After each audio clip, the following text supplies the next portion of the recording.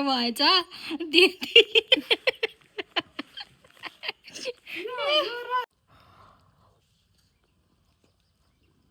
high everyone नमस्ते फेरि पनि स्वागत छ मेरो अर्को नयाँ भ्लगमा आई होप सबैजना सन्चै हुनुहुन्छ अनि म पनि एकदमै सन्चै छु आज चाहिँ म बनाउँदैछु भ्लग सबैजनालाई हेरेर साथ दिनु होला है त ठुल्ठो बालेर रेडी हुनुभएको छ यी ठुलो बारा भाइ यी हाम्रो अर्को मुहा थाप्नलाई ऊ सानी पुन्टुरी उहाँ आरी बोकेर बसेकी छिन् उता मौरी कति मर निकाल्छन् भनेर चाट्नलाई उहाँ सानी बसेकी छिन् यहाँ पन्जा रेडी पार्दै हुन्छ अघि भनेको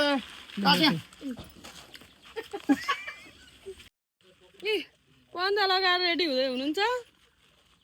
यी ठुलो मम्मीहरू म काट्नलाई आरी बोकेर थापेर बस्नु भएको छ म चाहिँ कति आउँछ कोनी हाम्रो सानो पुन्टुरी र माइजू उहाँ हुनुहुन्छ है हाम्रो यो कुखुरा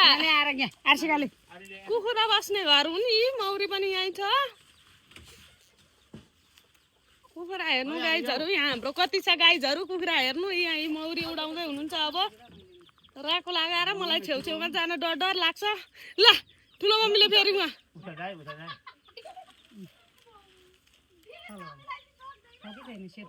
आर्सी कहाँ त नाइ चाहिँ मौरी उडाउँदै हुनुहुन्छ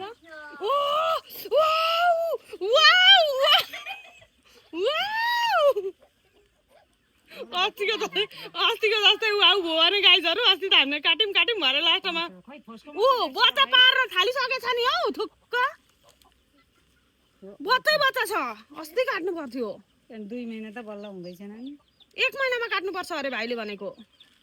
भाइ टोक्छ है ओइ टोको टोको कहिले धेरै पोलिस नि जाने मौरी नपल्न भाइ धुवा मात्र लाउने हो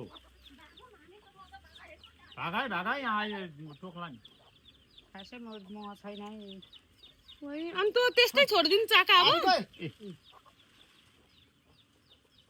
काट्नुपर्छ हौ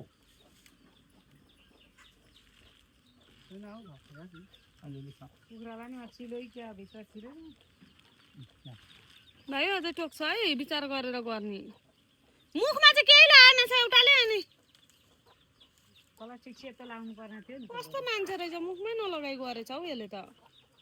तँ एउटा काटेर हेर अनि रहेन रहेछ भने नकाट छोड्दै